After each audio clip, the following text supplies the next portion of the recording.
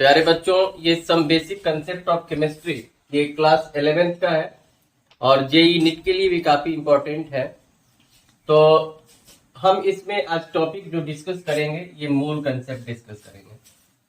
तो जैसा कि आपको मालूम है कि ये जो मूल वर्ड है ये लैटिन वर्ड है जिसका मतलब होता है हीप और पायल। हीप और पायल जिसको हम हिंदी में कहते हैं ढेर। अगर हम अपने यहाँ बहुत सारी चीजों को कलेक्ट कर देते हैं तो कहते हैं कि ढेर लग गया, जैसे कूड़े का ढेर लग गया, चावल का ढेर लग गया, गेहूं का ढेर लग गया। वैसे ही लैटिन वर्ड में इसको हीप और पायल को मोल कहते हैं। लेकिन केमिस्ट्री में ये जो मूल वर्ड है एक डिफिनिट नंबर को रिप्रेजेंट करता है और 1 मोल इज इक्वल टू होता है 6.022 इंटू 10 टू द पावर 23, जिसे एवोगैड्रोज नंबर कहते हैं। क्या कहते हैं? Avogadro's number. ये याद रखना है। ये 1 मोल, अगर 1 मोल कोई भी पार्टिकल है, चाहे पार्टिकल मीन्स क्या है? Particle means tiny pieces. Particle means क्या होता है? पार्टिकल मीन्स होता है टीनी पीसेस। तो इसमें एटम भी आ जाएगा, molecule, molecule, electron, proton, neutron, ATP, ये जितने भी हैं सब टीनी पीसेस पार्टिकल कहलाते हैं। तो कोई भी पार्टिकल अगर है और 1 मोल पार्टिकल अगर है तो 1 मोल में 6.022 इंटू 10 टू द पावर 23 होते हैं। ये फिक्स्ड है, ये डिफिनिट है, ये चेंज नहीं हो सकता। 1 मोल में 6.022 into 10 to the power 23 particle होते हैं। अब जैसे कोई भी सब्सटेंस है, कोई भी XYZ, वो किससे मिलके बना है? सब्सटेंस जो है एलिमेंट से मिलके बना है। कोई भी अगर सब्सटेंस है, सब्सटेंस पदार्थ जिनको कहते हैं मैटर, तो ये एलिमेंट से 1 और मोर देन 1 एलिमेंट्स, एक या एक से अधिक एलिमेंट से मिलके बना है। और जो एलिमेंट होता है किससे मिलके बनता है? एटम से। और एटम किससे मिलके बनता है? इलेक्ट्रॉन, प्रोटॉन और न्यूट्रॉन से। तो एटॉमिक नंबर जिसको जेड से रिप्रेजेंट करते हैं, और ये एटम में जो प्रेजेंट होता है प्रोटॉन और इलेक्ट्रॉन उसके इक्वल होता है। और मास नंबर जो एटॉमिक मास के नियरली इक्वल होता है, जिसको ए से डिनोट करते हैं, ये प्रोटॉन प्लस न्यूट्रॉन के सम की इक्वल होता है, या जेड प्लस एन भी कर सकते हैं, यानी N is equal to A minus Z. अगर मास नंबर में एटॉमिक नंबर माइनस कर देंगे तो क्या मिल जाएगा? मास नंबर में अगर एटॉमिक नंबर को माइनस कर देंगे तो नंबर ऑफ न्यूट्रॉन्स मिल जाएंगे। और एटॉमिक नंबर के इक्वल ही प्रोटॉन और इलेक्ट्रॉन होते हैं किसी एटम में। तो ये आप समझ गए कि जो सब्सटेंस है, सब्सटेंस किससे बना है? तो सब्सटेंस 1 और मोर देन 1 एलिमेंट्स जब कंबाइंड होते हैं तो कोई कंपाउंड बनता है। और जो एलिमेंट है, element large number of atoms से मिलकर बनते हैं। और एटम किससे बनता है? तो एटम इलेक्ट्रॉन, प्रोटॉन और न्यूट्रॉन से बनता है। तो electron, proton, neutron.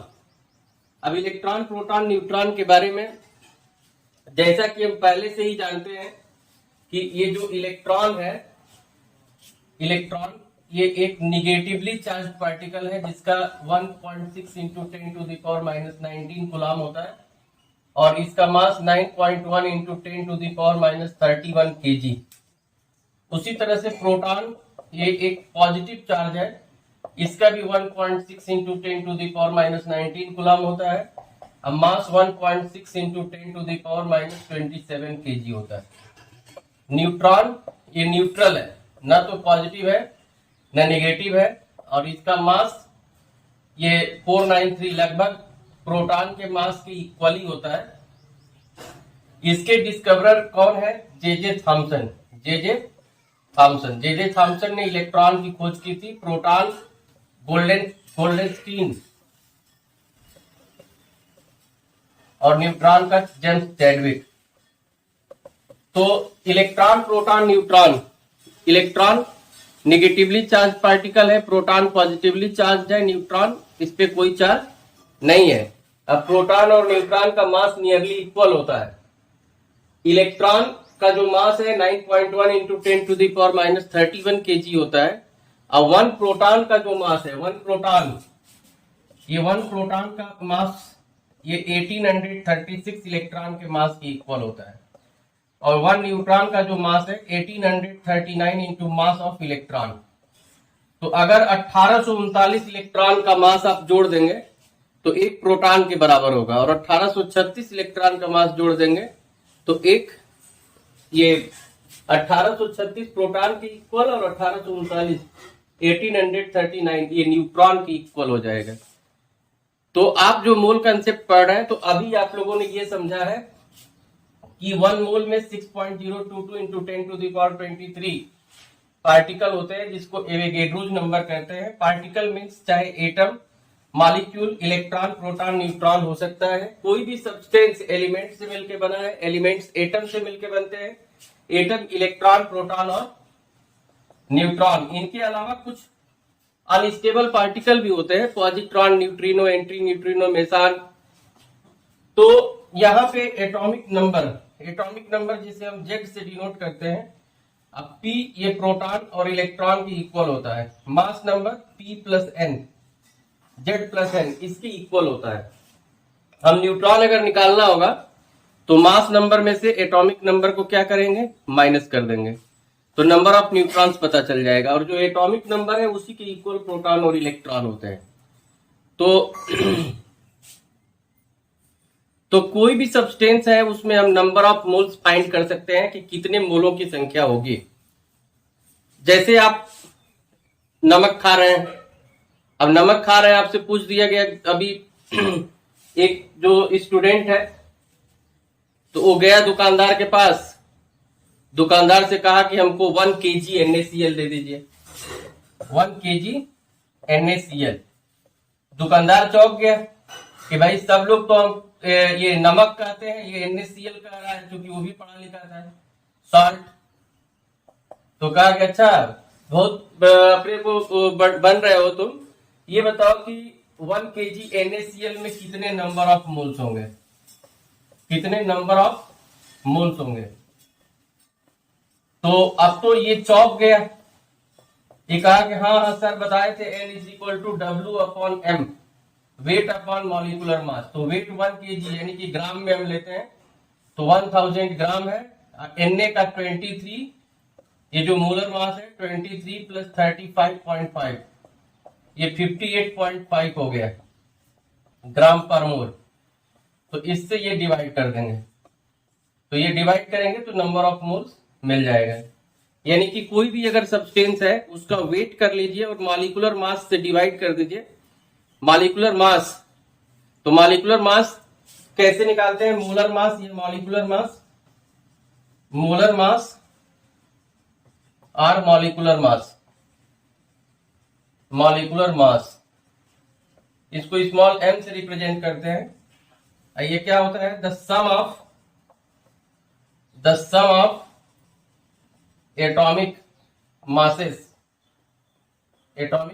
of all atoms which present in molecule। जो मॉलिक्यूल में जो एटम प्रेजेंट होता है, तो जितने भी एटम हैं उनके एटॉमिक मास का हम सम कर देते हैं। अब जैसे ये NaCl का हम ऊपर निकाले, NaCl का तो कैसे निकाले, ये Na और Cl, तो Na का 23 होता है, इसका 35.5, तो ये जोड़ दिए तो 58.5 हो गया।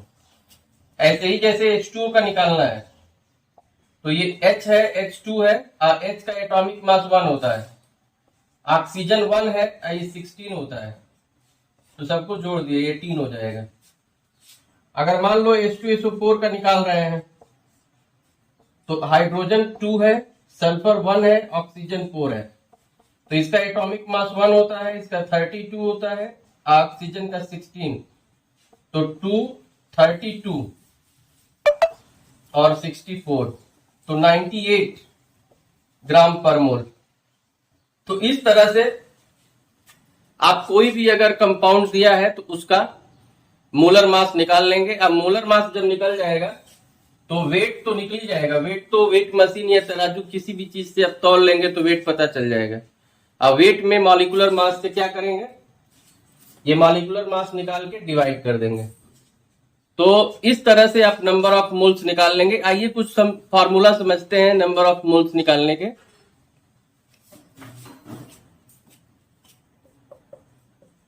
मॉलिक्यूलर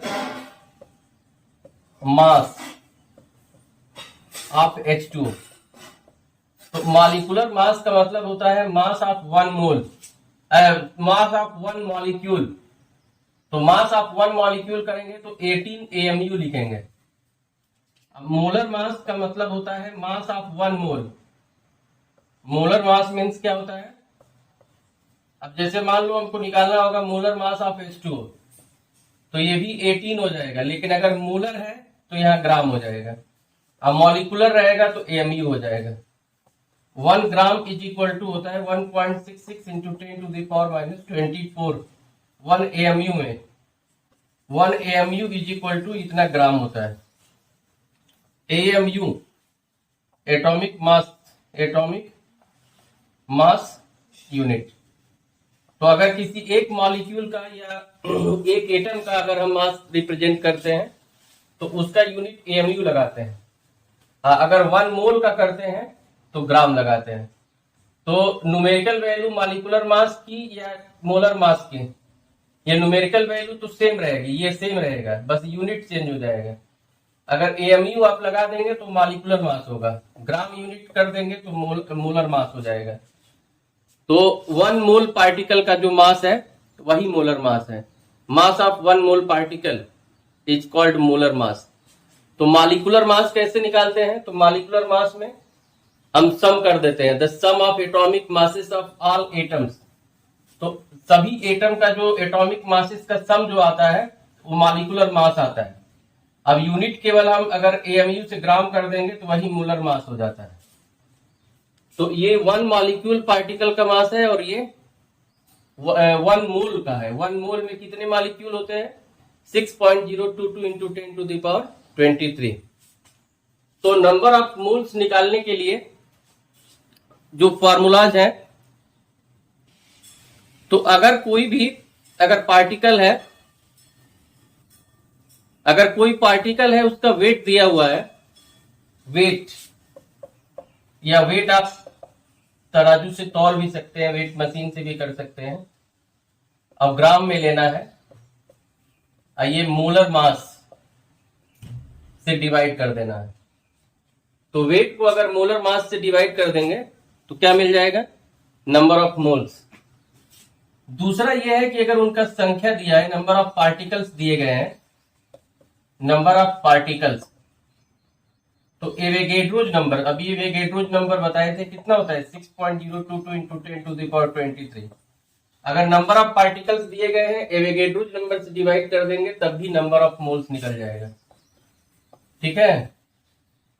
अगर कोई गैस है तो ideal gas equation PV is equal to RT, या P अगर STP या NTP पे लेते हैं ये नंबर ऑफ मोल्स, तो 1 ATM होता है, V NTP normal temperature and pressure, R की वैल्यू 0.082 और T 273 केल्विन। तो N की वैल्यू आ जाती है V NTP अपॉन 22.4। चूंकि STP पर भी यही वैल्यू ले लेते हैं, एक माइनर डिफरेंस है, ये 22.7 होता है, लेकिन जनरली दोनों सेम ही लेते हैं। अगर यही ये लीटर में आएगा, अगर मिलीलीटर में आप लेंगे ml में, तो 22,400 से डिवाइड करना होगा। या STP standard temperature and pressure, तो इससे डिवाइड करना होगा अगर ml में ये वॉल्यूम लेते हैं तो। NTP का जो फुल फॉर्म होता है, normal temperature and pressure, temperature 273 kelvin होता है, प्रेशर 1 ATM होता है। और STP यानी कि स्टैंडर्ड टेम्परेचर एंड प्रेशर, तो टेम्परेचर 273 केल्विन ही होगा और प्रेशर 1 बार हो जाता है। अब चूंकि 1 एटीएम और 1 बार नियरली इक्वल होते हैं, इसलिए जो है 22.7 ना करके बार बार हम 22.4 ही ले लेते हैं। तो ये फॉर्मूला जो आपको 4 फॉर्मूला मिल गया, एक तो n is equal to W upon M, second है number of particles upon Avogadro's number, third n is equal to PV upon RT. अब फोर्थ ये फॉर्मूला हो गया। अगर n के जगह पे 1 मोल ले लेंगे तो किसी भी 1 मोल गैस का जो वॉल्यूम होता है, 1 मोल गैस का जो वॉल्यूम एनटीपी पर 22.4 लीटर होता है। चाहे वो ऑक्सीजन हो, नाइट्रोजन हो, CO2 हो, कोई भी गैस हो, उसका जो वॉल्यूम है 1 मोल, जिसको मोलर वॉल्यूम कहते हैं, ये 22.4 होता है। तो ये फॉर्मूला जो नंबर ऑफ मोल्स निकालने का जो फॉर्मूला है, तो फर्स्ट फॉर्मूला हो गया n is equal to W upon M, weight upon molar mass. Second formula है ये नंबर ऑफ पार्टिकल्स, पार्टिकल्स में atom, molecules, electron, proton, neutron, कोई भी पार्टिकल्स हो, एवोगैड्रो नंबर से डिवाइड कर देंगे तो नंबर ऑफ मोल्स मिल जाएगा। और थर्ड है पीवी अपॉन आरटी। तो पी क्या है? प्रेशर ऑफ गैस है, वी वॉल्यूम है, आर ये gas constant, T temperature in kelvin. और इसी से एनटीपी या एसटीपी पर ये फॉर्मूला बन गया है। तो इस तरह से आपको जो है ये अगर फॉर्मूला याद रहेगा तो आप नंबर ऑफ मोल्स कैलकुलेट कर सकते हैं। तो नंबर ऑफ मोल्स के लिए अगर जैसे कुछ हम न्यूमेरिकल दे देते हैं, तो देखो ये न्यूमेरिकल दिया गया है। न्यूमेरिकल है calculate number of moles, number of molecules, number of electrons, protons, neutrons in 4.9 gram of H2SO4। आप सोच रहे होंगे कि ये इतना सारा कैलकुलेट करने के लिए सर दे दिए, लेकिन अभी तक जो कंसेप्ट बताए थे तो सारा कंसेप्ट एक तरह से इसमें कवर हो जाएगा। तो जैसे क्या दिया है, तो वेट ऑफ, ये गिवन क्या है, वेट ऑफ H2SO4, जिसको हम W से डिनोट करते हैं, ये 4.9 ग्राम है। अब मोलर मास हम निकाल लेंगे, मोलर मास ऑफ H2SO4, तो जिसको M से डिनोट करते हैं। और मोलर मास अभी जस्ट बता चुके हैं, ये 2 इंटू हाइड्रोजन का 1 होता है, सल्फर 1 है, इसका 32 होता है, ऑक्सीजन 4 है, इसका 16 एटॉमिक मास होता है, तो 98 ग्राम पर मोल आ जाएगा। और नंबर ऑफ मोल्स अगर निकालेंगे, नंबर ऑफ मोल्स, तो number of moles n is equal to होता है W अपॉन m। तो वेट दिया गया है H2SO4 का 4.9 और m 98 है, तो ये 1/20 ये मोल्स हो जाएगा। उसी तरह से अगर नंबर ऑफ मॉलिक्यूल्स निकालना है, नंबर ऑफ मॉलिक्यूल्स, तो मॉलिक्यूल्स में कैसे, number of moles into Avogadro's number, तो नंबर ऑफ मोल्स आ गया 1/20 और एवोगैड्रोस नंबर ये होता है 1 मोल में इतने नंबर होते हैं, 6.022 इंटू 10 टू द पावर 23। अब नंबर ऑफ इलेक्ट्रॉन्स और प्रोटॉन्स, ये तो दोनों सेम होगा। तो 1 मॉलिक्यूल में जितना इलेक्ट्रॉन प्रोटॉन होगा, जैसे H2SO4 है, तो अगर हमको निकालना है इसमें, तो हाइड्रोजन, सल्फर, ऑक्सीजन, तो 2 इसमें होगा। सल्फर में कितना होता है 16 और 8 4 32 यानी कि 50। तो 50 एक मॉलिक्यूल में 50 इलेक्ट्रॉन या प्रोटॉन है, तो ये 6.022 इंटू 10 टू द पावर, ये नंबर ऑफ मॉलिक्यूल्स 1/20। और अगर नंबर ऑफ न्यूट्रॉन्स निकालना है तो ये 48 ही होगा, क्योंकि हाइड्रोजन में न्यूट्रॉन नहीं होते हैं।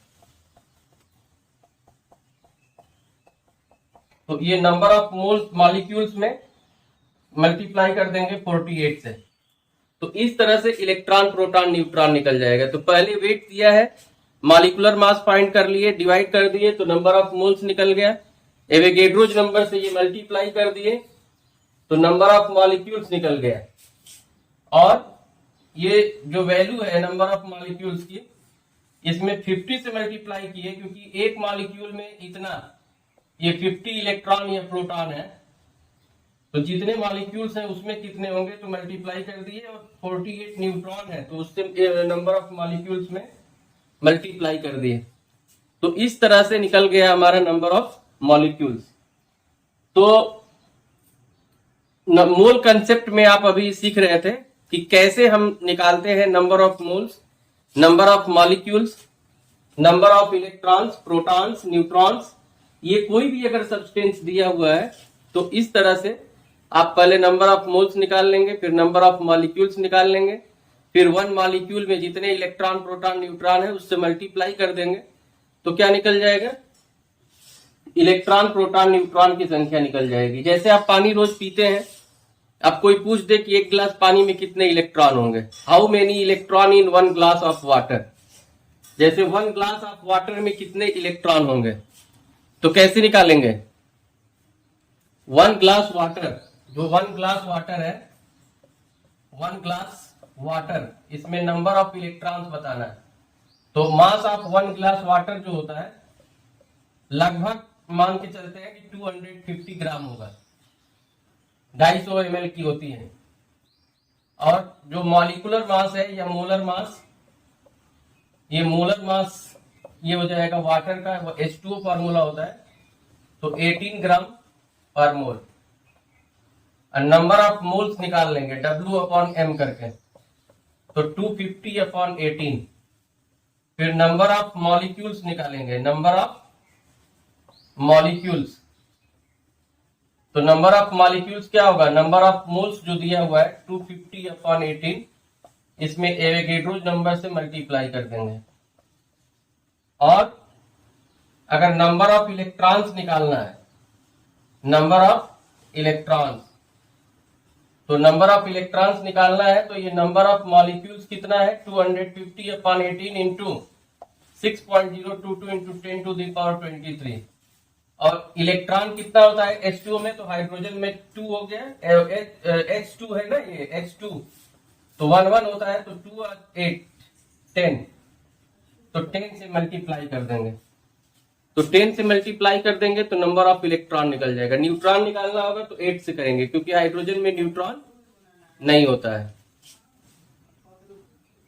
अब हम लोग निकालेंगे परसेंटेज कंपोजिशन, परसेंटेज कंपोजिशन। तो कोई भी अगर फॉर्मूला दिया हुआ है, अब जैसे मान लीजिए कि ये CaCO3 है, CaCO3 कैल्शियम कार्बोनेट, तो इनका सबसे पहले तो हम निकाल लेंगे, जैसे कैल्शियम है, कार्बन है, ऑक्सीजन है, तो कैल्शियम, कार्बन, ऑक्सीजन है,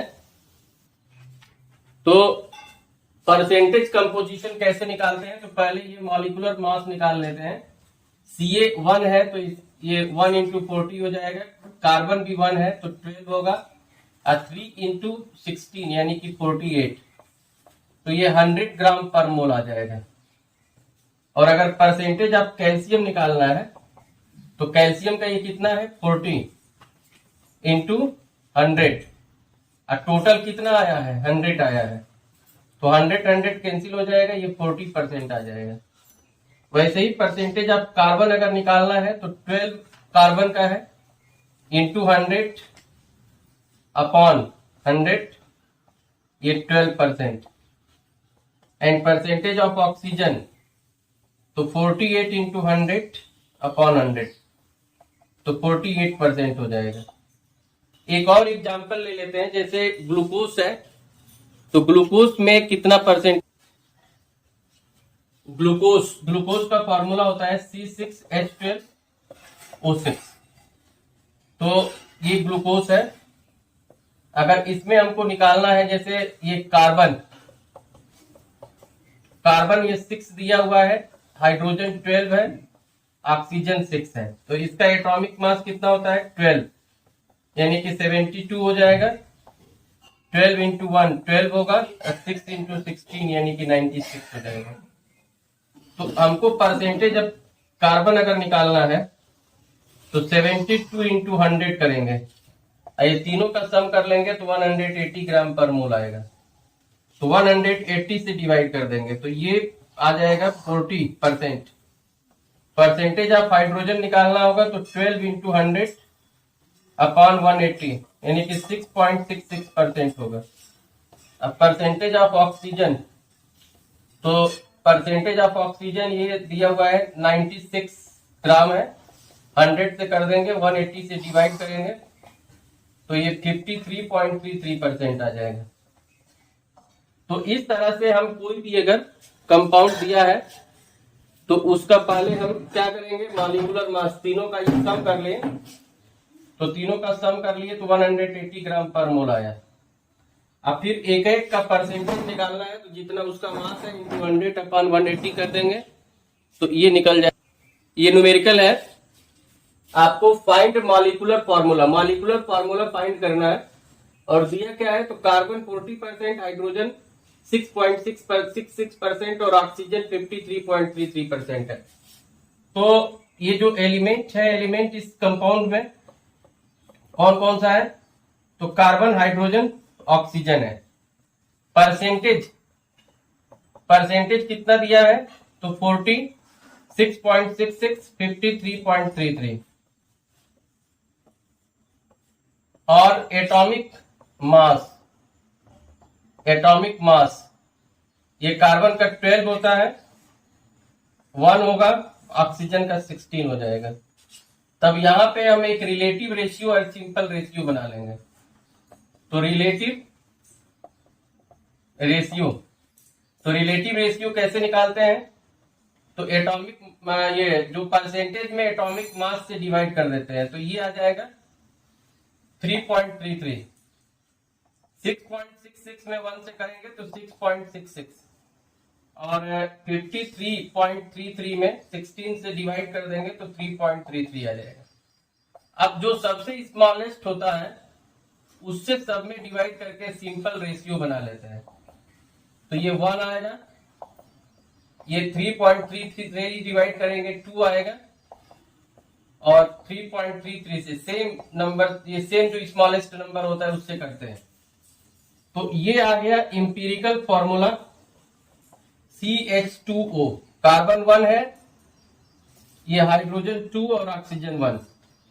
अब इंपीरिकल फॉर्मूला जो मास है ये होगा कार्बन का 12, 2 एंड 16 यानी कि 30 ग्राम पर मोल आ जाएगा। अब एक्स फैक्टर निकाल लेंगे तो molar mass upon empirical formula mass. तो मोलर मास इसका 180 है और 30, ये 6 आ जाएगा। यानी कि मॉलिक्यूलर फॉर्मूला होगा, मॉलिक्यूलर फॉर्मूला जो इंपीरिकल फॉर्मूला है CH2O का 6 यानी कि C6H12O6, ये मॉलिक्यूलर फॉर्मूला हो जाएगा जो ग्लूकोज का होता है, ये C6H12O6। तो इस तरह से हम ये पहले एलिमेंट्स लिख लेंगे, फिर उनका परसेंटेज लिखेंगे, फिर एटॉमिक मास, फिर दोनों को डिवाइड करके रिलेटिव रेशियो, और फिर जो सबसे छोटा होगा उससे डिवाइड कर देंगे तो ये सिंपल रेशियो बन जाएगा। तो इस तरह से आएगा empirical formula. Empirical formula mass निकाल देंगे, अब मोलर मास से डिवाइड कर देंगे, मोलर मास में डिवाइड कर देंगे तो फैक्टर आएगा, फैक्टर से मल्टीप्लाई कर देंगे तो मॉलिक्यूलर जो फॉर्मूला है वो आ जाएगा। तो एटॉमिक मास जो होता है किसी भी ये एलिमेंट का, जो एटम का एटॉमिक मास है, तो एटॉमिक मास क्या होता है, एवरेज ये मास ऑफ ऑल एटम्स। तो एक तरह से कैसे निकालते हैं, जैसे जितने भी ये एटम होते हैं, जितने भी एलिमेंट हैं, एलिमेंट वो अपने आइसोटोप के मिक्सचर होते हैं। किससे मिलके बनते हैं, आइसोटोप्स से, आइसोटोप्स। अब जैसे हाइड्रोजन है तो हाइड्रोजन के 3 आइसोटोप्स होते हैं, ये 1H1 प्रोटियम, ड्यूटेरियम, ट्राइटियम। वैसे ही ऑक्सीजन है तो 8O16, 8O17, 8O18। तो बहुत सारे ऐसे जो है हमारे ये एलिमेंट हैं जिनके आइसोटोप्स होते हैं और आइसोटोप्स के ये मिक्सचर होते हैं। जैसे एक जनरल हम फॉर्मूला लेते हैं, एलिमेंट को अगर ई से डिनोट करें और आइसोटोप्स को x और y से। जैसे कोई एलिमेंट E है, इसके दो आइसोटोप्स है x और y, इसका मास mx है, इसका my है। अब परसेंटेज px py, तो इन दोनों को मल्टीप्लाई कर देंगे तो ये mx px हो जाएगा और my py हो जाएगा। इन दोनों को सम कर लेंगे तो mx px plus my py percentage जो दिया हुआ है, तो एटॉमिक मास ये निकल जाएगा। Atomic mass is equal to mx px plus my py upon 100। तो ये 100 से डिवाइड कर देंगे तो परसेंटेज कंपोजिशन निकल जाएगा। और एक का अगर निकल गया, दूसरे का 100 से माइनस कर दिए तो उसका निकल जाएगा। यानी कि जितने भी ये आइसोटोप्स होते हैं तो सबका जो परसेंटेज होता है उनका अगर सम कर देंगे तो 100% आ जाएगा। तो इस फॉर्मूला से हम एटॉमिक मास निकाल सकते हैं। जैसे कोई भी अगर दिया है, अगर उनका मास दिया हुआ है, परसेंटेज दिया है, तो मल्टीप्लाई कर दीजिए मास इंटू परसेंटेज। मल्टीप्लाई करके जोड़ के 100 से डिवाइड कर देंगे तो एटॉमिक मास निकल जाएगा। अब हम लोगों को लिमिटिंग रिएजेंट डिस्कस करना है। तो लिमिटिंग रिएजेंट का मतलब होता है, लिमिटिंग रिएजेंट ऐसे रिएक्टेंट जो कंप्लीटली कंज्यूम्ड हो जाते हैं, completely consumed in chemical reaction. किसी केमिकल रिएक्शन में ये कंप्लीटली कंज्यूम हो जाते हैं। तो कैसे लिमिटिंग रिएजेंट हम निकालते हैं? जैसे मान लीजिए ये N2 प्लस 3H2 है, 2NH3 बन रहा है। तो अगर ये दे दिया गया 7 ग्राम और ये 2 ग्राम दे दिया गया, तो इसका जो नंबर ऑफ मोल्स आएगा 7/28 यानी कि 0.25। इसका जो नंबर ऑफ मोल्स आएगा 2/2 यानी कि 1 मोल हो जाएगा। तो यहां देख रहे हैं कि 1 मोल से 3 मोल रिएक्ट कर रहा है ये, तो 0.25 से कितना करेगा? तो 3 इंटू 0.25 यानी कि 0.75 मोल करेगा। अब ये है कितना?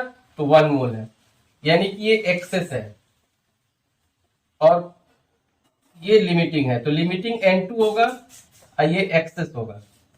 तो आप जो है अगर वेट दिया है तो उनका नंबर ऑफ मोल्स निकाल लीजिए और रिएक्शन से देखिए कि क्या रेशियो है। जैसे इसका कोफिशिएंट 1 है तो 1 से 3 है, तो जितना इसका आ रहा है 0.25 आ रहा है तो 3 में मल्टीप्लाई कर दीजिए तो 0.75 से रिएक्ट करेगा। लेकिन दिया कितना है? तो 1 मोल। तो 0.75 तो रिएक्ट कर गया, लेकिन 0.25 उसमें बच गया तो एक्सेस हो गया। तो जो एक्सेस है तो वो लिमिटिंग नहीं होगा। लिमिटिंग माने जो कंप्लीटली कंज्यूम हो जाए। तो N2 कंप्लीटली कंज्यूम हो रहा है यानी कि लिमिटिंग रिएजेंट है। तो इस तरह से इस पर न्यूमेरिकल टाइप के क्वेश्चन आएंगे। तो नेक्स्ट जो पार्ट सेकंड बनाएंगे हम इस चैप्टर का, उसमें केवल न्यूमेरिकल को ही डिस्कस करेंगे। और ये थियोरिटिकल रूप से ये चैप्टर समाप्त हो गया है। ये क्विक रिवीजन चल रहा है, इसमें कुछ थ्योरेटिकल एक्स्ट्रा जो होंगे आप लोग पढ़ लेंगे। वैसे प्रयास यही किया गया है कि जितने भी जो टॉपिक्स हैं जो आपको समझने लायक है उस सारा टॉपिक बता दिया गया है। अब कुछ थोड़ा बहुत अगर प्लस माइनस होगा तो बुक से आप पढ़ सकते हैं। तो ये एक तरह से some basic concept of chemistry का कंप्लीट एक कोर्स है और इसमें जितने भी आपके समझने वाले जो टॉपिक हैं वो सारे कवर किए गए हैं। तो आप देखते रहिए science by PK Tiwari YouTube channel. अगर सब्सक्राइब नहीं किए हैं तो सब्सक्राइब कर लीजिए। Thank you.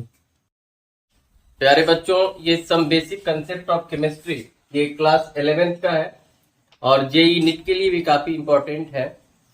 तो हम इसमें आज टॉपिक जो डिस्कस करेंगे ये मूल कंसेप्ट डिस्कस करेंगे। तो जैसा कि आपको मालूम है ये जो मूल वर्ड है ये लैटिन वर्ड है जिसका मतलब होता है हीप और पायल। हीप और पायल जिसको हम हिंदी में कहते हैं ढेर। अगर हम अपने यहाँ बहुत सारी चीजों को कलेक्ट कर देते हैं तो कहते हैं कि ढेर लग गया। जैसे कूड़े का ढेर लग गया, चावल का ढेर लग गया, गेहूं का ढेर लग गया, वैसे ही लैटिन वर्ड में इसको हीप और पायल को मोल कहते हैं। लेकिन केमिस्ट्री में ये जो मोल वर्ड है एक डिफिनिट नंबर को रिप्रेजेंट करता है और 1 मोल इज इक्वल टू होता है 6.022 इंटू 10 टू द पावर 23, जिसे एवोगैड्रोज नंबर कहते हैं। क्या कहते हैं? Avogadro's number. ये याद रखना है।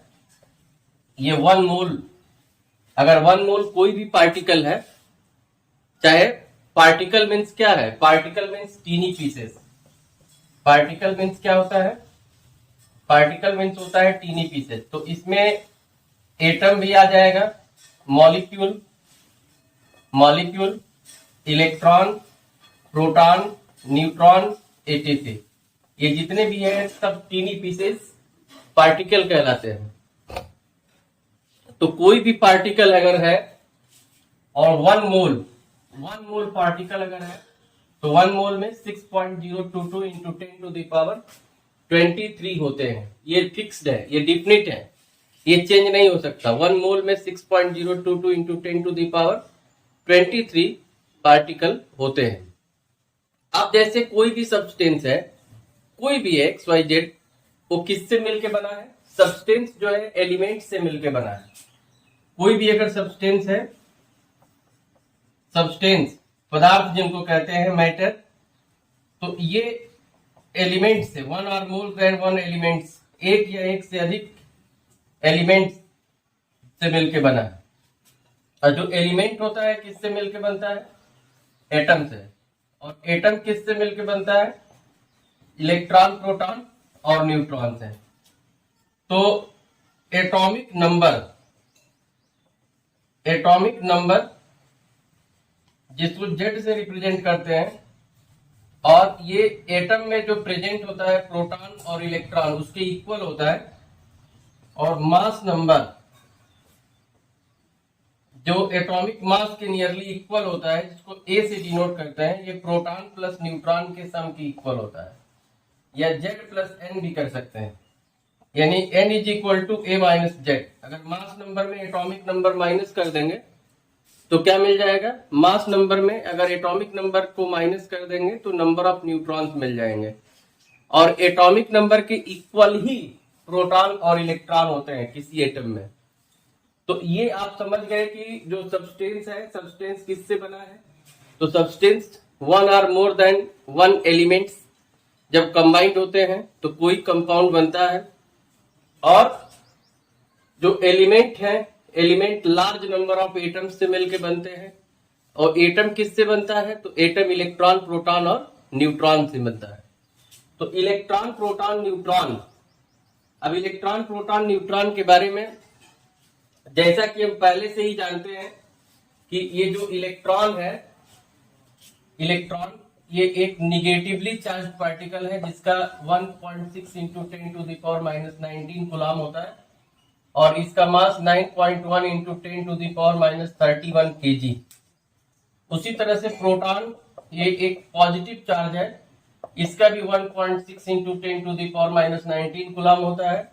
अब mass 1.6 into 10 to the power minus 27 kg होता है। न्यूट्रॉन ये न्यूट्रल है, ना तो पॉजिटिव है ना नेगेटिव है, और इसका मास ये 493 लगभग प्रोटॉन के मास के इक्वली होता है। इसके डिस्कवरर कौन है? J Thomson. जे थॉमसन ने इलेक्ट्रॉन की खोज की थी। प्रोटॉन गोल्डनस्टीन और न्यूट्रॉन का जेम्स चैडविक। तो electron, proton, neutron. Electron negatively charge particle है, प्रोटॉन पॉजिटिवली चार्ज है, न्यूट्रॉन इस पे कोई चार्ज नहीं है। अब प्रोटॉन और न्यूट्रॉन का मास नियरली इक्वल होता है। इलेक्ट्रॉन का जो मास है 9.1 into 10 to the power minus 31 kg होता है। अब 1 प्रोटॉन का जो मास है, 1 प्रोटॉन का मास ये 1836 इलेक्ट्रॉन के मास के इक्वल होता है। और 1 न्यूट्रॉन का जो मास है 1839 इंटू मास ऑफ इलेक्ट्रॉन। तो अगर 1839 इलेक्ट्रॉन का मास आप जोड़ देंगे तो एक प्रोटॉन के बराबर होगा, और 1836 इलेक्ट्रॉन का मास जोड़ देंगे तो एक, ये 1836 प्रोटॉन के इक्वल और 1839 1839 ये न्यूट्रॉन के इक्वल हो जाएगा। तो आप जो मोल कंसेप्ट पढ़ रहे हैं, तो अभी आप लोगों ने ये समझा है कि 1 मोल में 6.022 इंटू 10⁻23 पार्टिकल होते हैं, जिसको एवोगैड्रोज नंबर कहते हैं। पार्टिकल मीन्स चाहे atom, molecule, electron, proton, neutron हो सकता है। कोई भी सब्सटेंस एलिमेंट से मिलकर बना है। एलिमेंट्स एटम से मिलकर बनते हैं।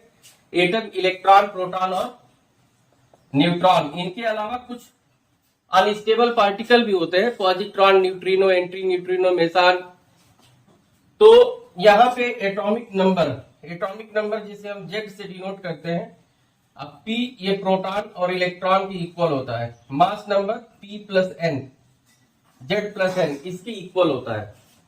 हम न्यूट्रॉन अगर निकालना होगा तो मास नंबर में से एटॉमिक नंबर को क्या करेंगे, माइनस कर देंगे, तो नंबर ऑफ न्यूट्रॉन्स पता चल जाएगा। और जो एटॉमिक नंबर है उसी के इक्वल प्रोटॉन और इलेक्ट्रॉन होते हैं। तो कोई भी सब्सटेंस है उसमें हम नंबर ऑफ मोल्स फाइंड कर सकते हैं कि कितने मोलों की संख्या होगी। जैसे आप नमक खा रहे हैं, अब नमक खा रहे हैं, आपसे पूछ दिया गया अभी एक जो स्टूडेंट है तो वो गया दुकानदार के पास, दुकानदार से कहा कि हमको 1 kg NaCl दे दीजिए, 1 kg NaCl। दुकानदार चौंक गया कि भाई सब लोग तो हम ये नमक कहते हैं, ये NaCl कह रहा है, क्योंकि वो भी पढ़ा लिखा था, सॉल्ट। तो कहा कि अच्छा बहुत अपने को बन रहे हो तुम, ये बताओ कि 1 kg NaCl में कितने नंबर ऑफ मोल्स होंगे, कितने नंबर ऑफ मोल्स होंगे। तो अब तो ये चौंक गया, ये कहा कि हाँ सर बताए थे N is equal to W/M, weight upon molecular mass. तो वेट 1 kg यानी कि ग्राम में हम लेते हैं तो 1000 ग्राम है। Na का 23, ये जो मोलर मास है 23 प्लस 35.5, ये 58.5 हो गया ग्राम पर मोल। तो इससे ये डिवाइड कर देंगे, तो ये डिवाइड करेंगे तो नंबर ऑफ मोल्स मिल जाएगा। यानी कि कोई भी अगर सब्सटेंस है उसका वेट कर लीजिए और मॉलिक्यूलर मास से डिवाइड कर दीजिए। मॉलिक्यूलर मास, तो मॉलिक्यूलर मास कैसे निकालते हैं, मोलर मास, ये मॉलिक्यूलर मास, मोलर मास और मॉलिक्यूलर मास, मॉलिक्यूलर मास इसको स्मॉल m से रिप्रेजेंट करते हैं। ये क्या होता है, the sum of atomic masses of all atoms which present in molecule। जो मॉलिक्यूल में जो एटम प्रेजेंट होता है, तो जितने भी एटम हैं उनके एटॉमिक मास का हम सम कर देते हैं। अब जैसे ये NaCl का हम ऊपर निकाले, NaCl का तो कैसे निकाले, ये Na और Cl, तो Na का 23 होता है, इसका 35.5, तो ये जोड़ दिए तो 58.5 हो गया। ऐसे ही जैसे H2O का निकालना है, तो ये H है, H2 है, H का एटॉमिक मास 1 होता है, ऑक्सीजन 1 है, ये 16 होता है, तो सबको जोड़ दिए 18 हो जाएगा। अगर मान लो H2SO4 का निकाल रहे हैं, तो हाइड्रोजन 2 है, सल्फर 1 है, ऑक्सीजन 4 है, तो इसका एटॉमिक मास 1 होता है, इसका 32 होता है, ऑक्सीजन का 16, तो 2 32 और 64, तो 98 ग्राम पर मोल। तो इस तरह से आप कोई भी अगर कंपाउंड दिया है तो उसका मोलर मास निकाल लेंगे। अब मोलर मास जब निकल जाएगा तो वेट तो निकल ही जाएगा। वेट तो वेट मशीन या तराजू किसी भी चीज से अब तौल लेंगे तो वेट पता चल जाएगा। अब वेट में मॉलिक्यूलर मास से क्या करेंगे, ये मॉलिक्यूलर मास निकाल के डिवाइड कर देंगे। तो इस तरह से आप नंबर ऑफ मोल्स निकाल लेंगे। आइए कुछ फार्मूला समझते हैं नंबर ऑफ मोल्स निकालने के।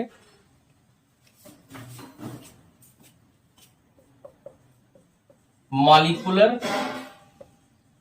मास ऑफ H2O, तो मॉलिक्यूलर मास का मतलब होता है mass of 1 mole, mass of 1 molecule तो मास ऑफ वन मॉलिक्यूल करेंगे तो 18 AMU लिखेंगे। अब मोलर मास का मतलब होता है mass of one mole. Molar mass means क्या होता है? अब जैसे मान लो हमको निकालना होगा मोलर मास ऑफ H2O, तो ये भी 18 हो जाएगा, लेकिन अगर मोलर है तो यहाँ ग्राम हो जाएगा। अब मॉलिकुलर रहेगा तो AMU हो जाएगा। 1 ग्राम इज इक्वल टू होता है 1.66 into 10 to the power minus 24। 1 AMU में 1 AMU इज इक्वल टू इतना ग्राम होता है। AMU atomic mass unit.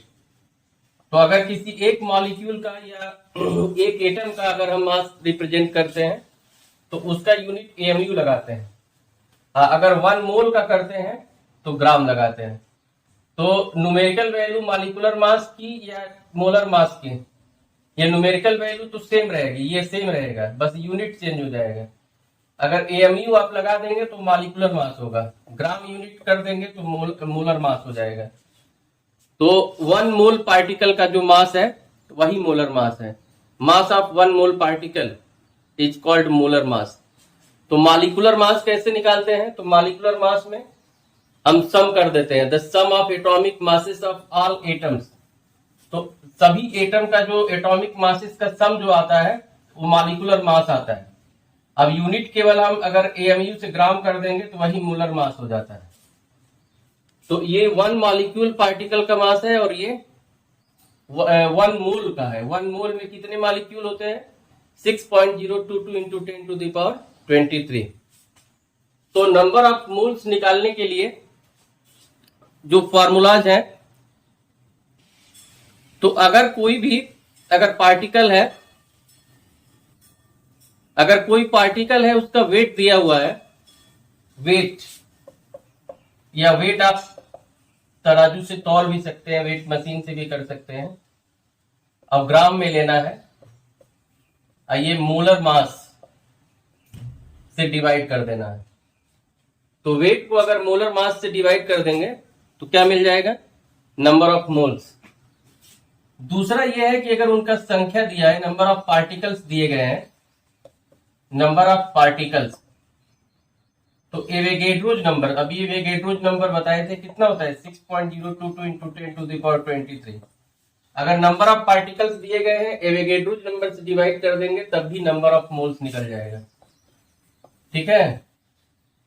अगर कोई गैस है तो ideal gas equation PV is equal to RT, या P अगर STP या NTP पे लेते हैं ये नंबर ऑफ मोल्स, तो 1 ATM होता है, V NTP normal temperature and pressure, R की वैल्यू 0.082 और T 273 केल्विन।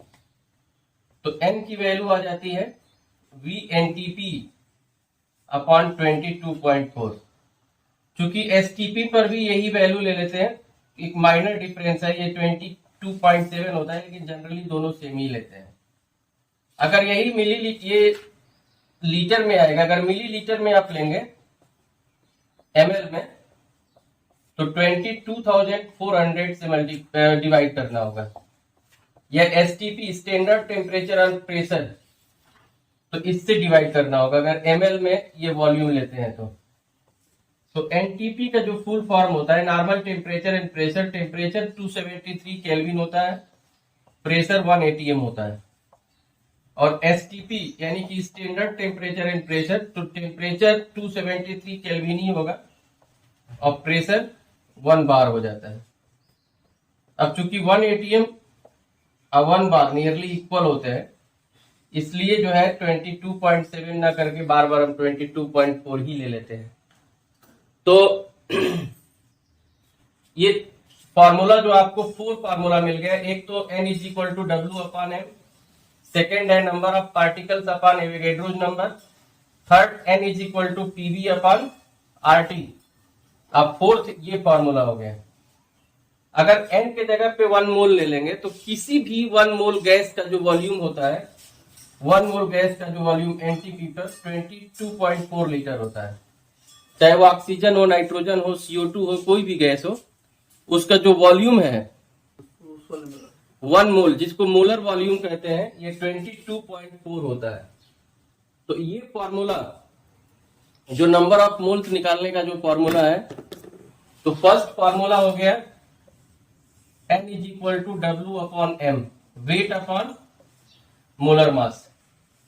सेकेंड फॉर्मूला है ये नंबर ऑफ पार्टिकल्स, पार्टिकल्स में atom, molecules, electron, proton, neutron, कोई भी पार्टिकल्स हो, एवोगैड्रोस नंबर से डिवाइड कर देंगे तो नंबर ऑफ मोल्स मिल जाएगा। थर्ड है पीवी अपॉन आरटी। तो पी क्या है? प्रेशर ऑफ गैस है, वी वॉल्यूम है, आर ये gas constant, T temperature in kelvin, और इसी से एनटीपी या एसटीपी पर ये फॉर्मूला बन गया है। तो इस तरह से आपको जो है ये अगर फॉर्मूला याद रहेगा तो आप नंबर ऑफ मोल्स कैलकुलेट कर सकते हैं। तो नंबर ऑफ मोल्स के लिए अगर जैसे कुछ हम न्यूमेरिकल दे देते हैं, तो देखो ये न्यूमेरिकल दिया गया है। न्यूमेरिकल है calculate number of moles, number of molecules, number of electrons, protons, neutrons in 4.9 gram of H2SO4। आप सोच रहे होंगे कि ये इतना सारा कैलकुलेट करने के लिए सर दे दिए, लेकिन अभी तक जो कंसेप्ट बताए थे तो सारा कंसेप्ट एक तरह से इसमें कवर हो जाएगा। तो जैसे क्या दिया है, तो वेट ऑफ, ये गिवन क्या है, वेट ऑफ H2SO4, जिसको हम W से डिनोट करते हैं, ये 4.9 ग्राम है। अब मोलर मास हम निकाल लेंगे, मोलर मास ऑफ H2SO4, तो जिसको M से डिनोट करते हैं, और मोलर मास अभी जस्ट बता चुके हैं, ये 2 इंटू हाइड्रोजन का 1 होता है, सल्फर 1 है, इसका 32 होता है, ऑक्सीजन 4 है, इसका 16 एटॉमिक मास होता है, तो 98 ग्राम पर मोल आ जाएगा।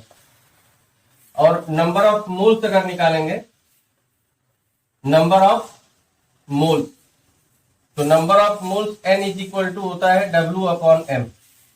तो वेट दिया गया है H2SO4 का 4.9 और M 98 है, तो ये 1/20 ये मोल्स हो जाएगा। उसी तरह से अगर नंबर ऑफ मॉलिक्यूल्स निकालना है, नंबर ऑफ मॉलिक्यूल्स, तो मॉलिक्यूल्स में कैसे, number of moles into Avogadro's number, तो नंबर ऑफ मोल्स आ गया 1/20 और एवोगैड्रोस नंबर ये होता है 1 मोल में इतने नंबर होते हैं, 6.022 इंटू 10 टू द पावर 23। अब नंबर ऑफ इलेक्ट्रॉन्स और प्रोटॉन्स, ये तो दोनों सेम होगा, तो 1 मॉलिक्यूल में जितना इलेक्ट्रॉन प्रोटॉन होगा, जैसे H2SO4 है, तो अगर हमको निकालना है इसमें, तो हाइड्रोजन, सल्फर, ऑक्सीजन, तो 2 इसमें होगा, सल्फर में कितना होता है 16 और 8 4 32 यानी कि 50। तो 50 एक मॉलिक्यूल में 50 इलेक्ट्रॉन या प्रोटॉन है, तो ये 6.022 इंटू 10 टू द पावर, ये नंबर ऑफ मॉलिक्यूल्स 1/20। और अगर नंबर ऑफ न्यूट्रॉन्स निकालना है तो ये 48 ही होगा, क्योंकि हाइड्रोजन में न्यूट्रॉन नहीं होते हैं। तो ये नंबर ऑफ मोल्स मॉलिक्यूल्स में मल्टीप्लाई कर देंगे 48 से, तो इस तरह से इलेक्ट्रॉन, प्रोटॉन, न्यूट्रॉन निकल जाएगा। तो पहले वेट दिया है, मॉलिक्यूलर मास फाइंड कर लिए, डिवाइड कर दिए, तो नंबर ऑफ मोल्स निकल गया, एवोगैड्रोस नंबर से ये मल्टीप्लाई कर दिए तो नंबर ऑफ मॉलिक्यूल्स निकल गया।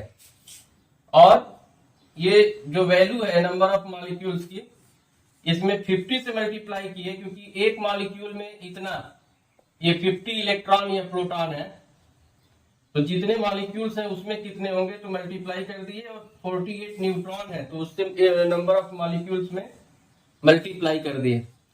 तो इस तरह से निकल गया हमारा नंबर ऑफ मॉलिक्यूल्स। तो मोल कंसेप्ट में आप अभी सीख रहे थे कि कैसे हम निकालते हैं number of moles, number of molecules, number of electrons, protons, neutrons, ये कोई भी अगर सब्सटेंस दिया हुआ है तो इस तरह से आप पहले नंबर ऑफ मोल्स निकाल लेंगे, फिर नंबर ऑफ मॉलिक्यूल्स निकाल लेंगे, फिर 1 मॉलिक्यूल में जितने इलेक्ट्रॉन, प्रोटॉन, न्यूट्रॉन है उससे मल्टीप्लाई कर देंगे, तो क्या निकल जाएगा, इलेक्ट्रॉन, प्रोटॉन, न्यूट्रॉन की संख्या निकल जाएगी। जैसे आप पानी रोज पीते हैं, अब कोई पूछ दे कि 1 गिलास पानी में कितने इलेक्ट्रॉन होंगे, how many electron in 1 glass of water, जैसे 1 ग्लास ऑफ वाटर में कितने इलेक्ट्रॉन होंगे, तो कैसे निकालेंगे? 1 ग्लास वाटर, जो 1 ग्लास वाटर है, 1 ग्लास वाटर, इसमें नंबर ऑफ इलेक्ट्रॉन्स बताना है। तो मास ऑफ 1 ग्लास वाटर जो होता है, लगभग मान के चलते हैं कि 250 ग्राम होगा, 250 ml की होती है।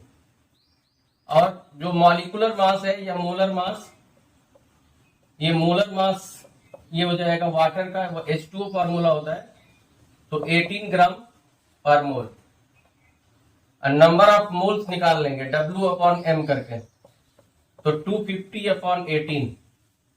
फिर नंबर ऑफ मॉलिक्यूल्स निकालेंगे, नंबर ऑफ मॉलिक्यूल्स, तो नंबर ऑफ मॉलिक्यूल्स क्या होगा, नंबर ऑफ मोल्स जो दिया हुआ है 250/18, इसमें एवोगैड्रो नंबर से मल्टीप्लाई कर देंगे। और अगर नंबर ऑफ इलेक्ट्रॉन्स निकालना है, नंबर ऑफ इलेक्ट्रॉन्स, तो नंबर ऑफ इलेक्ट्रॉन्स निकालना है, तो ये नंबर ऑफ मॉलिक्यूल्स कितना है, 250/18 इंटू 6.022 इंटू 10⁻23। और इलेक्ट्रॉन कितना होता है H2O में, तो हाइड्रोजन में 2 हो गया, H2 है ना, ये H2, तो 1 1 होता है, तो 2 और 8 10, तो 10 से मल्टीप्लाई कर देंगे, तो 10 से मल्टीप्लाई कर देंगे तो नंबर ऑफ इलेक्ट्रॉन निकल जाएगा। न्यूट्रॉन निकालना होगा तो 8 से करेंगे, क्योंकि हाइड्रोजन में न्यूट्रॉन नहीं होता है। अब हम लोग निकालेंगे परसेंटेज कंपोजिशन, परसेंटेज कंपोजिशन। तो कोई भी अगर फॉर्मूला दिया हुआ है, अब जैसे मान लीजिए कि ये CaCO3 है, CaCO3 कैल्शियम कार्बोनेट, तो इनका सबसे पहले तो हम निकाल लेंगे, जैसे कैल्शियम है, कार्बन है, ऑक्सीजन है, तो कैल्शियम कार्बन ऑक्सीजन है, तो परसेंटेज कंपोजिशन कैसे निकालते हैं, तो पहले ये मॉलिक्यूलर मास निकाल लेते हैं। Ca 1 है तो ये 1 इंटू 40 हो जाएगा, कार्बन भी 1 है तो 12 होगा, और 3 इंटू 16 यानी कि 48, तो ये 100 ग्राम पर मोल आ जाएगा। और अगर परसेंटेज ऑफ कैल्शियम निकालना है, तो कैल्शियम का ये कितना है 40 इंटू 100, और टोटल कितना आया है 100 आया है, तो 100 कैंसिल हो जाएगा, ये 40% आ जाएगा। वैसे ही परसेंटेज ऑफ कार्बन अगर निकालना है, तो 12 कार्बन का है इंटू 100/100, ये 12%। एंड परसेंटेज ऑफ ऑक्सीजन, तो 48 इंटू 100/100, तो 48% हो जाएगा। एक और एग्जांपल ले लेते हैं, जैसे ग्लूकोज है, तो ग्लूकोज में कितना परसेंट, ग्लूकोज का फॉर्मूला होता है C6H12O6, तो ये ग्लूकोज है। अगर इसमें हमको निकालना है, जैसे ये कार्बन ये 6 दिया हुआ है, हाइड्रोजन 12 है, ऑक्सीजन 6 है, तो इसका एटॉमिक मास कितना होता है 12, यानी कि 72 हो जाएगा। 12 इंटू 1 12 होगा, 6 इंटू 16 यानी कि 96 हो जाएगा। तो हमको परसेंटेज अब कार्बन अगर निकालना है, तो 72 इंटू 100 करेंगे, ये तीनों का सम कर लेंगे तो 180 ग्राम पर मोल आएगा, तो 180 से डिवाइड कर देंगे, तो ये आ जाएगा 40%। परसेंटेज ऑफ हाइड्रोजन निकालना होगा, तो 12 इंटू 100/180 यानी कि 6.66% होगा। अब परसेंटेज ऑफ ऑक्सीजन, तो परसेंटेज ऑफ ऑक्सीजन ये दिया हुआ है 96 ग्राम है, 100 से कर देंगे, 180 से डिवाइड करेंगे, तो ये 53.33% आ जाएगा। तो इस तरह से हम कोई भी अगर कंपाउंड दिया है, तो उसका पहले हम क्या करेंगे, मॉलिक्यूलर मास तीनों का सम कर लें, तो तीनों का सम कर लिए तो 180 ग्राम पर मोल आया। अब फिर एक एक का परसेंटेज निकालना है, तो जितना उसका मास है इंटू 100/180 कर देंगे, तो ये निकल जाए। ये न्यूमेरिकल है, आपको फाइंड मॉलिक्यूलर फार्मूला फाइंड करना है। और दिया क्या है, तो कार्बन 40%, हाइड्रोजन 6.66% और ऑक्सीजन 53.33% है। तो ये जो एलिमेंट है, एलिमेंट इस कंपाउंड में कौन कौन सा है? तो कार्बन, हाइड्रोजन, ऑक्सीजन है। परसेंटेज कितना दिया है? तो 46.66, 53.33। और एटॉमिक मास ये कार्बन का 12 होता है, 1 होगा, ऑक्सीजन का 16 हो जाएगा। तब यहां पे हम एक रिलेटिव रेशियो और सिंपल रेशियो बना लेंगे। तो रिलेटिव रेशियो कैसे निकालते हैं? तो एटॉमिक, ये जो परसेंटेज में एटॉमिक मास से डिवाइड कर देते हैं, तो ये आ जाएगा 3.33। 6.66 में 1 से करेंगे तो 6.66, और 53.33 में 16 से डिवाइड कर देंगे तो 3.33 आ जाएगा। अब जो सबसे स्मॉलेस्ट होता है उससे सब में डिवाइड करके सिंपल रेशियो बना लेते हैं। तो ये 1 आएगा, ये 3.33 डिवाइड करेंगे 2 आएगा, और 3.33 से सेम नंबर, ये सेम जो स्मॉलेस्ट नंबर होता है उससे करते हैं। तो ये आ गया इंपीरिकल फॉर्मूला CH2O। कार्बन 1 है, ये हाइड्रोजन 2 और ऑक्सीजन 1। अब इंपीरिकल फॉर्मूला जो मास है ये होगा कार्बन का 12, 2 एंड 16, यानी कि 30 ग्राम पर मोल आ जाएगा। अब एक्स फैक्टर निकाल लेंगे, तो molar mass upon empirical formula mass. तो मोलर मास इसका 180 है, 30 ये 6 आ जाएगा, यानी कि मॉलिक्यूलर फॉर्मूला होगा, मॉलिक्यूलर फॉर्मूला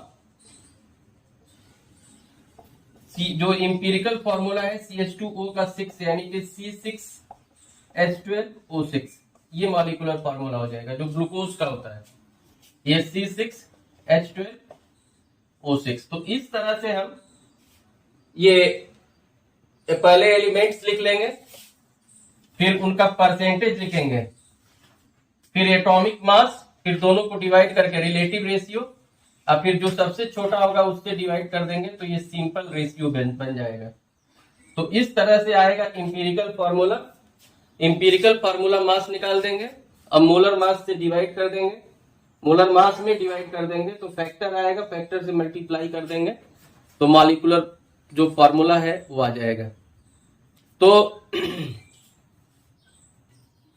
एटॉमिक मास जो होता है किसी भी ये एलिमेंट का, जो एटम का एटॉमिक मास है, तो एटॉमिक मास क्या होता है? एवरेज ये मास ऑफ ऑल एटम्स। तो एक तरह से कैसे निकालते हैं? जैसे जितने भी ये एटम होते हैं, जितने भी एलिमेंट हैं, एलिमेंट वो अपने आइसोटोप के मिक्सचर होते हैं। किससे मिलके बनते हैं? आइसोटोप्स से, आइसोटोप्स।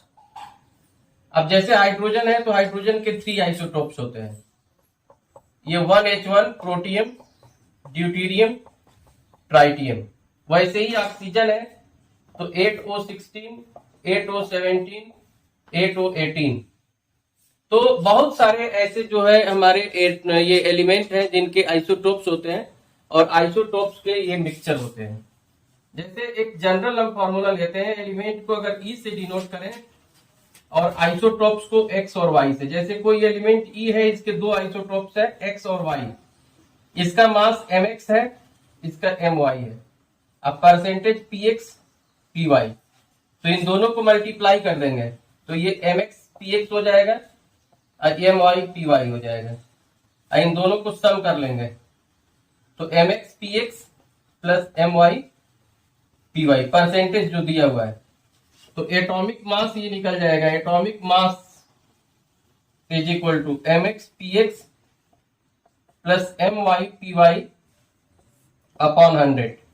तो ये 100 से डिवाइड कर देंगे तो परसेंटेज कंपोजिशन निकल जाएगा, और एक का अगर निकल गया दूसरे का 100 से माइनस कर दिए तो उसका निकल जाएगा। यानी कि जितने भी ये आइसोटोप्स होते हैं तो सबका जो परसेंटेज होता है उनका अगर सम कर देंगे तो 100% आ जाएगा। तो इस फॉर्मूला से हम एटॉमिक मास निकाल सकते हैं। जैसे कोई भी अगर दिया है, अगर उनका मास दिया हुआ है, परसेंटेज दिया है, तो मल्टीप्लाई कर दीजिए मास इंटू परसेंटेज। मल्टीप्लाई करके जोड़ के 100 से डिवाइड कर देंगे तो एटॉमिक मास निकल जाएगा। अब हम लोगों को लिमिटिंग रिएजेंट डिस्कस करना है।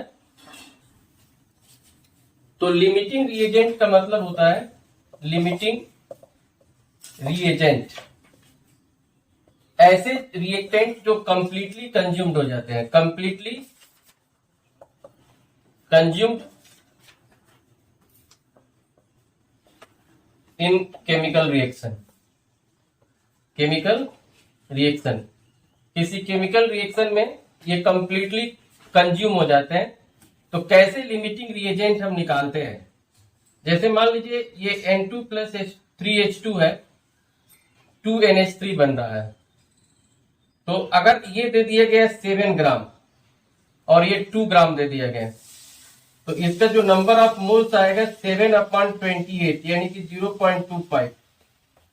इसका जो नंबर ऑफ मोल्स आएगा 2/2 यानी कि 1 मोल हो जाएगा। तो यहां देख रहे हैं कि 1 मोल से 3 मोल रिएक्ट कर रहा है। ये तो 0.25 से कितना करेगा? तो 3 इंटू 0.25 यानी कि 0.75 मोल करेगा। ये है कितना? तो 1 मोल है, यानी कि ये एक्सेस है और ये लिमिटिंग है। तो लिमिटिंग N2 होगा और ये एक्सेस होगा। तो आप जो है अगर वेट दिया है तो उनका नंबर ऑफ मोल्स निकाल लीजिए और रिएक्शन से देखिए कि क्या रेशियो है। जैसे इसका कोफिशिएंट 1 है तो 1 से 3 है, तो जितना इसका आ रहा है 0.25 आ रहा है तो 3 में मल्टीप्लाई कर दीजिए तो 0.75 से रिएक्ट करेगा। लेकिन दिया कितना है? तो 1 मोल। तो 0.75 तो रिएक्ट कर गया लेकिन 0.25 उसमें बच गया, तो एक्सेस हो गया। तो जो एक्सेस है तो वो लिमिटिंग नहीं होगा। लिमिटिंग माने जो कंप्लीटली कंज्यूम हो जाए। तो N2 कंप्लीटली कंज्यूम हो रहा है यानी कि लिमिटिंग रिएजेंट है। तो इस तरह से इस पर न्यूमेरिकल टाइप के क्वेश्चन आएंगे। तो नेक्स्ट जो पार्ट सेकंड बनाएंगे हम इस चैप्टर का, उसमें केवल न्यूमेरिकल को ही डिस्कस करेंगे। और ये थियोरिटिकल रूप से ये चैप्टर समाप्त हो गया है। ये क्विक रिवीजन चल रहा है, इसमें कुछ थियोरिटिकल एक्स्ट्रा जो होंगे आप लोग पढ़ लेंगे। वैसे प्रयास यही किया गया है कि जितने भी जो टॉपिक्स हैं जो आपको समझने लायक है उस सारा टॉपिक बता दिया गया है। अब कुछ थोड़ा बहुत अगर प्लस माइनस होगा तो बुक से आप पढ़ सकते हैं। तो ये एक तरह से some basic concept of chemistry का कंप्लीट एक कोर्स है और इसमें जितने भी आपके समझने वाले जो टॉपिक हैं वो सारे कवर किए गए हैं। तो आप देखते रहिए science by PK Tiwari YouTube channel. अगर सब्सक्राइब नहीं किए हैं तो सब्सक्राइब कर लीजिए। Thank you.